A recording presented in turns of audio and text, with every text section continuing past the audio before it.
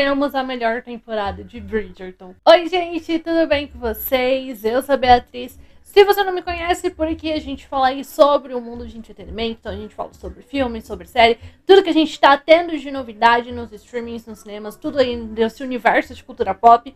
Então, se você ainda não é inscrito aqui no canal, se inscreve que eu sempre tento trazer vídeo pra vocês o quanto antes. Deixa o seu like aqui nesse vídeo também, que me ajuda bastante, assim o YouTube pode divulgar esse vídeo cada vez pra mais gente. Eu também entendo que vocês gostam desse tipo de conteúdo, dá pra trazer cada vez mais nas minhas redes sociais. Também tem sempre vídeo toda semana aí sobre os lançamentos que a gente vai estar tendo. Então nesse vídeo a gente vai falar sobre a parte 2 da quarta temporada de Bridgerton, que chegou na Netflix semana passada e que eu acho que entregou tudo o que a gente queria e tudo que a gente precisava para que a gente tivesse a melhor temporada de Bridgerton até agora. Então a gente vai comentar aí sobre a parte 2 com spoilers, caso você ainda não tenha assistido. A temporada já está disponível completa na Netflix. E aqui no canal também tem vídeo aí falando sobre a parte 1, tá? Que eu vou deixar esse vídeo linkado. Que eu vou deixar o vídeo da parte 1 linkado nesse daqui pra você poder ir lá assistir. É isso, vamos falar de Bridgerton. A parte 2 de Bridgerton tem bastante coisas, bastante momentos diferentes do que a gente tem no livro. Mas que eu acho que aqui pro audiovisual funciona muito bem. A parte 1 terminou aí com o Benedict propondo, chamando, né, a Sophie para ser a sua amante, que foi algo que revoltou muito os fãs, né, aí de Bridgerton, enfim, ficou todo mundo muito indignado com essa proposta que o Benedict faz para Sophie. Eu não sei se eu cheguei a falar isso no meu outro vídeo da parte 1, eu sei que Reels eu postei falando isso, mas caso eu já tenha falado no outro vídeo, eu vou falar de novo, se não, é a primeira vez que eu vou estar falando. Eu entendo, né, que as pessoas tenham ficado muito revoltadas com essa proposta do Benedict, que realmente, assim, gente, é uma proposta indecente. Apesar de eu estar completamente apaixonada, entregue por esse homem, principalmente depois de ter lido o livro, que, né, pra assistir a temporada toda, eu li o livro, isso me fez apaixonar mais ainda, fazer com que o Benedict se tornasse o meu Bridgerton favorito. Então, assim, apesar de eu gostar muito dele, eu também entendo porque que as pessoas, né, ficaram indignadas, que realmente é uma proposta absurda, é uma proposta indecente, mas eu acho que a série, ela conseguiu trabalhar muito bem na temporada o porquê que o Benedict faz essa proposta para Sophie. Que eles conseguem mostrar muito bem que a realidade que o Benedict vivia era completamente diferente, né? E a realidade em que ele vivia fazia com que ele não enxergasse outra alternativa, outra forma de ele continuar, dele ter um romance ali com a Sophie, além de chamando ela para ser a sua amante. E eu acho que aí nesse resto, eu até gosto mais de como eles mostram no livro do que na série, porque depois que o Benedict faz a primeira vez, né, proposta pela primeira vez para Sophie, para ela ser amante dele, ela recusa. E aí durante o livro a gente tem o Benedict insistindo um pouco, sabe, fazendo um convite para ela, como se isso fosse um convite maravilhoso, mas enfim.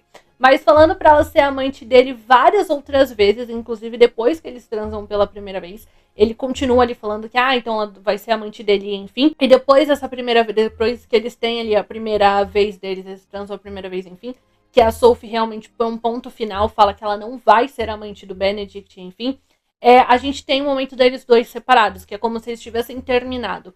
E aí, enquanto eles estão nessa fase meio de término, tem o Benedict refletindo muito sobre isso, entendeu? E ele começando a entender o porquê que a Sophie recusou ser a amante dele. E ele começa a entender que realmente ele vivia ali sobre muitos privilégios, ele nasceu numa família que todos os irmãos são bonitos, que é uma família rica, que é uma família aí muito bem quista, né, muito bem vista pela sociedade, enfim.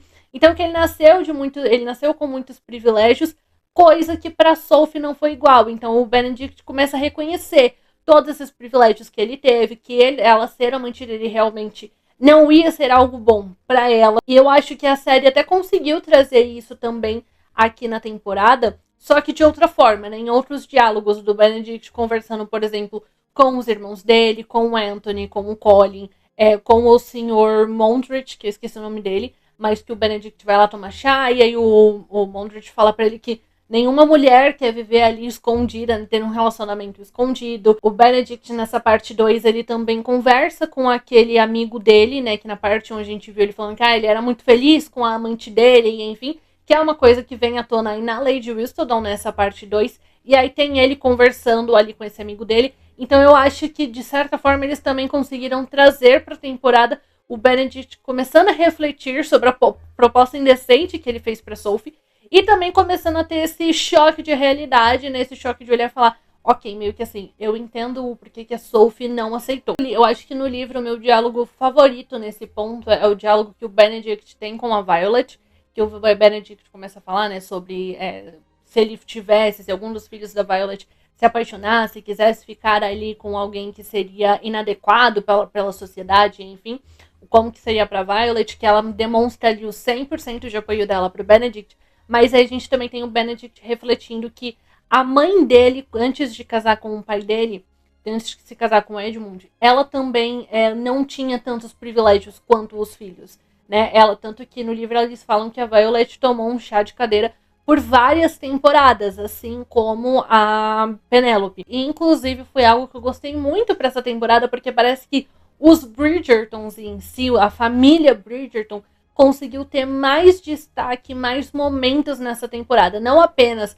quem é o protagonista, né, dessa temporada, mas todos os outros também aparecem em algum momento. Que eu acho que a cada temporada, conforme tá passando as temporadas, eles estão colocando mais ainda, mostrando mais ainda essa relação de família entre todos eles, essa relação entre irmãos, que é algo lindíssimo. E que, inclusive, nessa temporada, além de a gente ver o Benedict com a Eloise, que a gente sempre viu também nas temporadas anteriores, a gente já sabia ali da relação deles de irmãos, que, né, a Eloise sempre falou que o Benedict era o irmão favorito dela, enfim. A gente teve a chance também de ver o Benedict com outros irmãos, né? Então tem, por exemplo, ele ali com o Gregory e com o Colin, porque vai ser o primeiro recital, né, ali do Gregory, assim como o da Hyacinth, que inclusive tem um momento ali de dança, e ele que vai, é o Benedict que vai dançar com a Hyacinth, que é um momento, ai gente, muito fofo, muito maravilhoso. Aí a gente também tem muitos momentos até do Benedict com a Francesca depois da morte do John, que a gente ainda vai falar, né, sobre a morte do John, mas tem ali o Benedict com a Francesca defendendo ela, né, quando ele começa a cuidar de alguns assuntos, como, por exemplo, ali, então ela falou que ela tá grávida, o cara já quer fazer o exame ali na hora, e a Francesca claramente não quer fazer. E aí a gente tem o Benedict defendendo a Francesca, também depois tem ele tocando piano pra animar ela, fazer ela rir. A morte do John, de forma geral, ela acabou proporcionando pra gente muitos momentos bonitos entre família mesmo, e aí a gente também tem o momento deles ali dançando, né, aquela música escocesa. E já que eu citei aí o Gregory e a Hyacinth, eu só precisava também mencionar que eu amei muito ver o recital ali da Hyacinth. E aí os dois, né, a Hyacinth e o Gregory, começando a ser meio que introduzidos aí na sociedade, começando a fazer recital, que seria o equivalente a baile, né, ali pra eles. E aí, ao mesmo tempo, a gente tem todos os adultos da família, os pais, os irmãos Bridgertons, enfim, todos eles acompanhando, vendo o recital. Ai, gente, foi um momento que eu achei muito bonito e foi um negócio meio, meu Deus, então eles realmente estão crescendo, sabe? Bate aquela sensação, porque parece até que a gente já faz parte da família Bridgerton, né? Vamos falar. Então bateu aquele sentimento de olhar e falar, ai meu Deus, eles estão crescendo. Eu acho que o Benedict, ele é um personagem, é um Bridgerton com muitas camadas, né? Então além da gente ter essa parte dele entendendo o porquê que a Sophie não aceita ser amante dele, eu acho que eles também conseguiram mostrar um pouco, explicar um pouco, mostrar o lado de como o Benedict se sente sendo o segundo filho ali da família Bridgerton. Porque no livro isso é algo que meio que eu ia falar que atormenta, não sei se atormenta é a palavra certa, mas que o Benedict pensa bastante, né? Porque muitas vezes quando vão falar, então você é o filho número 2. Então ele tem um sentimento em relação a isso. No livro é bem mostrado o quanto ele se sente meio, então as pessoas meio que não lembram o nome dele, só lembram porque ele é um Bridgerton, mas ainda assim fazem questão de mencionar que ele é o filho doido. A gente vê que o Benedict teve que assumir algumas responsabilidades, né, depois aí que o Anthony se casou, então o Anthony não tá mais ali cuidando da família em si. Quem tá cuidando de muitas coisas acaba sendo realmente o Benedict, porque então a gente vê que ele tá cuidando meio que da contabilidade, algumas coisas ali da parte da Francesca, já que o John morreu, e enfim. No livro eu acho que ainda isso é mais debatido, como o Benedict se sente em relação a isso. Eu acho que é mais explorado, mas mesmo assim eles conseguiram trazer pra temporada também, sabe? Meio que eu ia falar que ele fica aliviado, mas ele até fala, né, que mesmo que agora, vamos falar assim, o Anthony morresse, mesmo assim ele não iria assumir as coisas porque o Anthony já tem um herdeiro. Então é meio que como se pro Benedict nunca fosse chegar a vez dele ali dentro da família e enfim, sabe? Apesar de no livro essa parte ela ser mais explorada, porque num livro a gente tem mais tempo, na temporada também gostei de como eles encaixaram, de como eles mostraram isso em relação a ele, assim como o porquê que pro Benedict não fez diferença nenhuma quando ele sabe, quando ele se apaixona pela Sophie, com a Sophie sendo uma criada, e também descobrindo que a Dama de Prata, que é a Sophie, é uma criada, né? Eu também acho que eu cheguei a falar no meu outro vídeo, mas qualquer coisa eu vou falar novamente. Que em todas as temporadas a gente sempre viu que o Benedict, ele gosta de pessoas, basicamente, né? Ele sempre se envolveu tanto com mulher quanto com homem. Então, para ele nunca fez diferença, né? Ali é a classe social da pessoa ou o gênero da pessoa. Ele gosta da pessoa pelo que ela é.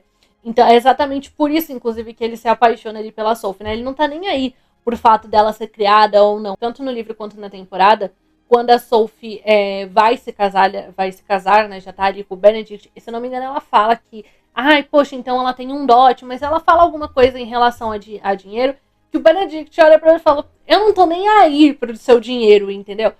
Claro, porque ele tem dinheiro, mas também porque pra ele realmente não faz diferença. Ele quer ela independente de quem ela seja.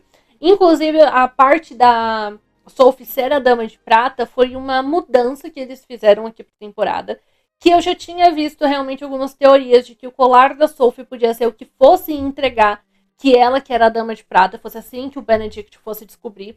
Que no livro não é assim. No livro a Hyacinth tá brincando ali com os primos dela no quarto de crianças, que pra vocês terem noção, no livro, a casa Bridgerton tem apenas um quarto para crianças brincarem. E aí a Hyacinth chama alguns primos dela que são mais novos, e a Sophie tá ajudando a cuidar, né, ali das crianças, enfim, e eles decidem brincar de cabra cega.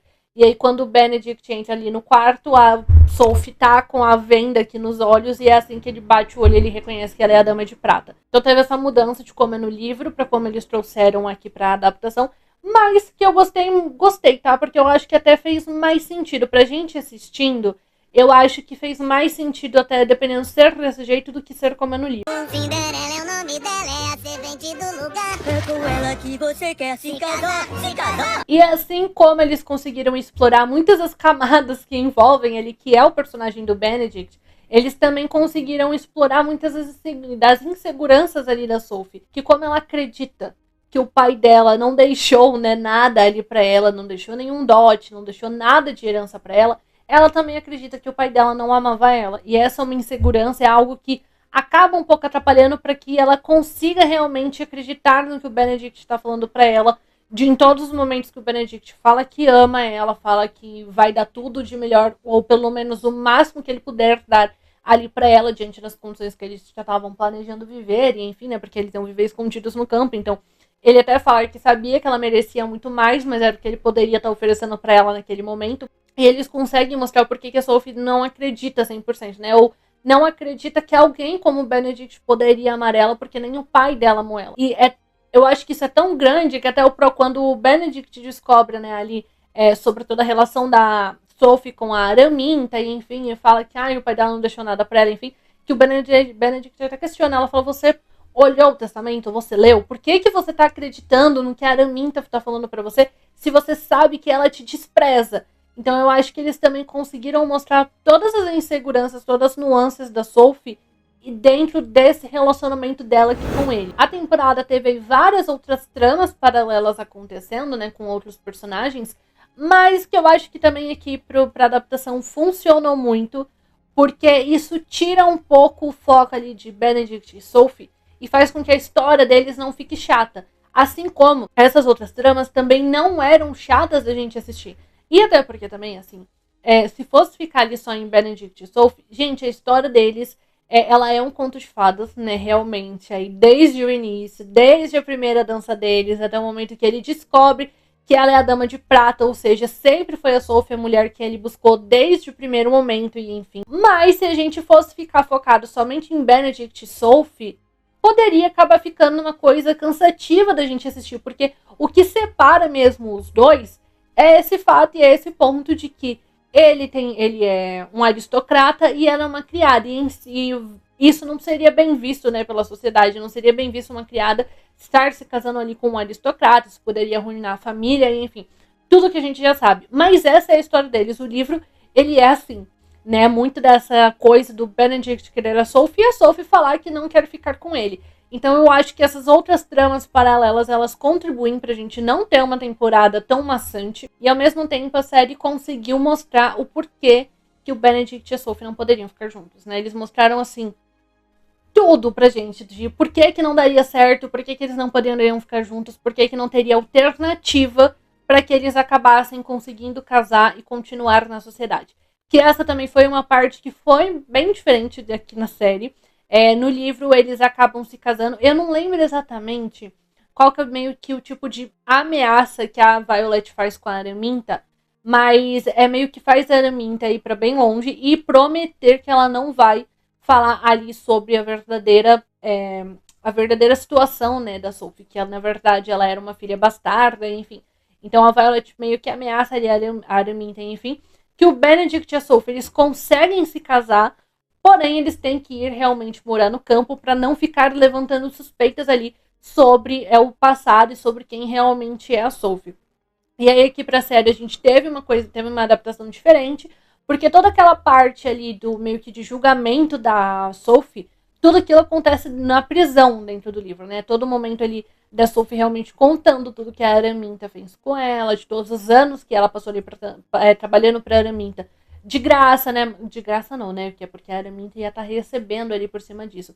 Mas sendo uma escrava ali dentro, enfim. Tudo isso acontece dentro da prisão, inclusive a Violet e o Benedict chegando pra defender a Sophie e tal. E aí aqui não, né? Aqui a gente tem meio que tudo acontecendo ali no baile, junto com uma ajuda ali da Alice Mondrich. Que a gente tem que falar que a trama ali dos Mondrich, ela era um pouco solta ali, um pouco nada a ver, né? Com o que a gente via ali como o principal da temporada, como o enredo principal, enfim. E eu acho que nessa temporada eles acabaram conseguindo encaixar muito bem esses dois personagens e principalmente a Alice aqui dentro do resto do enredo e dentro da trama principal. Que a Alice ali se tornou, então, uma das damas de companhia da rainha Charlotte. E aí ela começa a ver ali meio que o Benedict apaixonado pela Sophie, enfim, ela começa a olhar e falar que ela quer também fazer a diferença na sociedade, né? Assim como a Lady Dunbury. E aí que ela é a principal que tem ali todo o plano de conseguir levar a Sophie ali pra dentro do baile. E aí meio que fazer com que eles meio que consigam, de certa forma, a bênção da rainha. Ou a rainha sabendo ali quem é a Sophie. E que aí aqui, então, na série, no final das contas, a gente tem a Sophie meio que sendo mostrada como realmente ali a filha do Conde Penwood. Então ela ganha o sobrenome dela ali como Sophie Gunn. E agora ela realmente é aceita pela sociedade. E aí ela e o Benedict podem ficar juntos, podem se casar. E eu acho que eles até fizeram isso porque talvez aí para as próximas temporadas eles consigam continuar trazendo Benedict e Sophie para fazer participações, sabe? Assim como Colin e Penelope às vezes fazem, Anthony e Kate, eu acho que isso faz com que a gente consiga continuar tendo o Benedict e a Sophie aqui dentro da série e eles continuem participando ali dos eventos, dos bailes, enfim. Porque se eles realmente seguissem o livro, os dois iam morar no interior, como a gente viu a Violet falando, e eles não poderiam mais nem voltar para ver a família deles, né? Principalmente a família ali dos Bridgertons.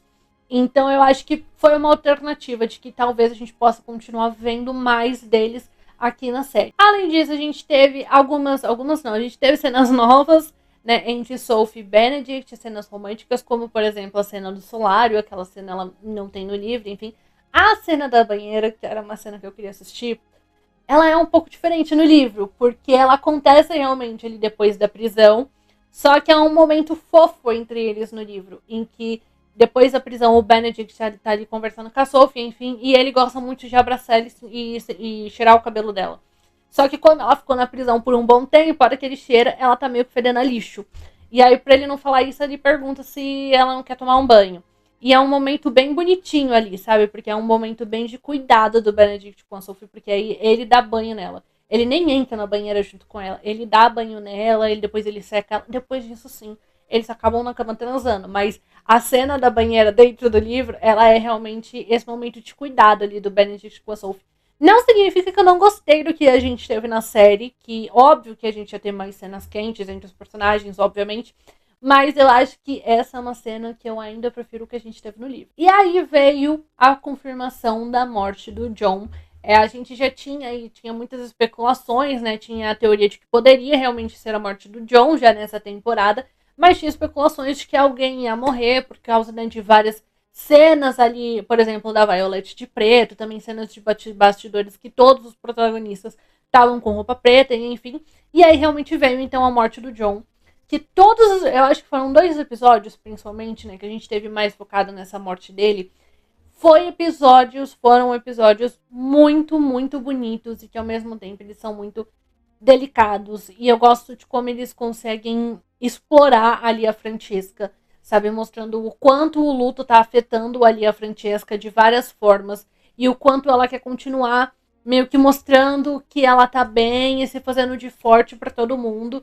Mas ao mesmo tempo a gente vê que a Francesca ela tá com um sentimento muito grande de sentir que ela falhou, né? Que ela falhou como esposa, porque ela não conseguiu dar um filho ali pro Jon. Eu achei muito difícil, sabe? Eu achei muito sofrida, essa parte sofrida, bonita, emocionante, enfim. Claro que quem sofre mais com a morte do Jon, obviamente, que é a Francesca, mas ao mesmo tempo, todos os outros Bridgertons também têm algum momento ali, algum pedacinho no episódio pra gente ver como que o luto afetou eles também. Como a gente vê, por exemplo, a Hyacinth, que sempre sonhou ali em debutar, né, no momento que ela poderia começar a debutar, e enfim.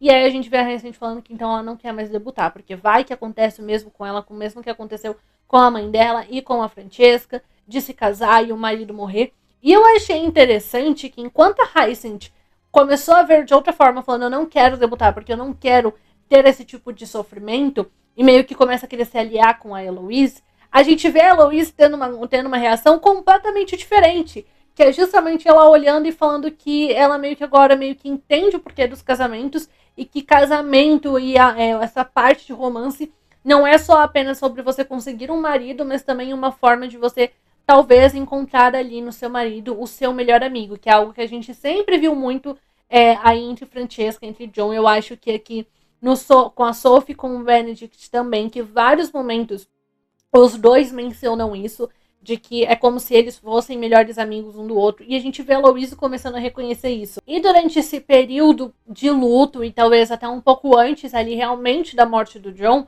eles conseguiram começar a construir a relação ali da Francesca e da Michaela, que a gente sabe que, né, no final das contas aqui na série, elas que vão ser, a Michaela que vai ser o endgame aqui da Francesca, que aqui pra temporada eu achei que ficou algo muito sutil e também muito natural. Tanto que no começo, na verdade, a Francesca nem gostava da Michaela, né? E a gente vê aos poucos essa relação começar a ser construída entre as duas. E que no final, eu acho que realmente vai fazer sentido a Francesca começar a ter sentimentos pela Michaela. Porque elas estão ali, elas são as principais que estão se dando muito apoio ali com a morte do Jon. A gente sabe, a gente vê que todos os outros Bridgertons estão dando seu apoio ali pra Francesca. Mas a única que realmente, vamos falar assim, está sentindo na pele o que a Francesca tá passando de ter perdido o Jon, enfim, é a Michaela. Então faz até sentido que elas comecem realmente a criar um outro tipo de relação, um outro tipo de sentimento ali uma pela outra, porque no final das duas é meio que só as duas que estão ali uma pela outra. E até no último episódio a gente tem um momento ali que a Francesca pede pra Michaela ficar, e aí a Francesca pega na mão da Michaela e dá pra ver que a Michaela sentiu coisas, sabe? E talvez até seja por isso que a Michaela fala que ela é uma solteirona, ela gosta dessa vida de solteirona, que teve, né, uma desavença entre elas durante a temporada, porque a Francesca quis tentar conseguir ali um parceiro para a Michaela, um pretendente. E a gente vê que o Jon também fica irritado, fala, pô, eu já não te falei que ela não gosta disso, não sei o que, porque ela gosta ela tem a vida dela de solteirona, e enfim. Talvez seja exatamente por isso, né? Porque ela já reconhece, ela sabe que ela gosta ali de mulheres, então ela não quer ter que se casar com um homem apenas por obrigação. E talvez até o Jon já soubesse, né? Que a Michaela gosta ali de mulheres. Mas eu gosto de como eles estão construindo. A gente sabe que existe ainda uma polêmica muito grande em cima desse casal, Francesca e Michaela, que muita gente não concorda, muita gente não tá gostando, principalmente quem leu os livros e enfim. Mas eu gosto de como eles estão construindo isso aqui dentro da série para não ser algo que impacte muitos fãs que não estão gostando assim de uma vez, sabe? Seja um choque. Não, seja uma coisa que realmente está sendo construída para talvez, conseguir começar com que eles sintam um pouco mais de carinho ali por aquele casal. Não tô falando que todo mundo precisa aceitar, gente, mas eu acho que essa é uma maneira de talvez os produtores da série conseguirem um pouco mais de aceitação em cima ali do casal. E durante a temporada a gente também teve muita questão aí da Penélope sendo a Lady Whistledown. Eu até esqueci de mencionar isso no vídeo anterior, porque agora a Penélope é a Lady Whistledown, mas com todo mundo sabendo, né? Com a sociedade em si, a rainha, todo mundo sabendo a sua identidade. E aí a gente vê meio que esse peso que traz pra Penélope, né? Que ela não se sente mais confortável para falar realmente ali sobre todo mundo, sobre as fofocas da sociedade, enfim, até porque aí as pessoas vêm tirar a satisfação com a própria Penélope, assim como acontece com aquela amante daquele amigo lá do Benedict, que ela põe ali, de que parece que tem alguém, um certo aristocrata, tendo ali um romance com uma amante, enfim, a gente vê que a amante vai tirar satisfação ali com a Penélope. Então, essa questão da Penélope agora ser vista realmente como Lady Whistledown não é uma coisa assim, muito fácil ali pra Penélope. E aí a gente até chega no momento que a Penélope fala que ela vai encerrar a Lady Whistledown. E eu gostei, inclusive, do discurso ali. Ai, gente, a Penélope, ela é maravilhosa. É por isso que ela é a Lady Whistledown. Porque ela tem discursos e ela tem justificativas muito boas. Que tem ali o momento dela falando que ela ficar expondo as pessoas ali na Lady Whistledown faz com que as pessoas meio que vão falar assim, não ajam mais por elas mesmas ou sintam-se meio que presas. E acabar com Lady Whistledown faria com que as pessoas, a sociedade fosse libertada, né? Então, um discurso maravilhoso. Mas então a questão aí é que a Penélope realmente encerra a Lady Whistledown, só que aí no último episódio a gente vê que temos uma nova Lady Whistledown. A gente tem um novo mistério aí nessa série. Que assim, gente, inclusive, eu sempre achei que a revelação dentro da série de quem é a Lady Whistledown acabou sendo cedo demais. Pra mim, pelo menos, inclusive, a temporada do Colin e da Penélope foi cedo demais. Eu tava esperando que ela fosse mais pra frente, porque era nítido que quando fosse a temporada do Colin e da Penélope, ia vir à tona pra todo mundo lá dentro quem que era a Lady Whistledown. Então, por isso que pra mim sempre acabou sendo muito cedo, sabe, toda essa revelação. Claro que em algum momento ela iria vir, mas eu não achei que fosse começar a vir a revelação da Penélope ser a Lady Whistledown logo na segunda temporada. Porque na segunda temporada a Eloise já descobre, né, que a Penélope que é a Lady Whistledown. E aí na terceira a gente já tem ali toda a revelação e tal. Então, pra mim, dentro da série, acabou realmente sendo muito cedo.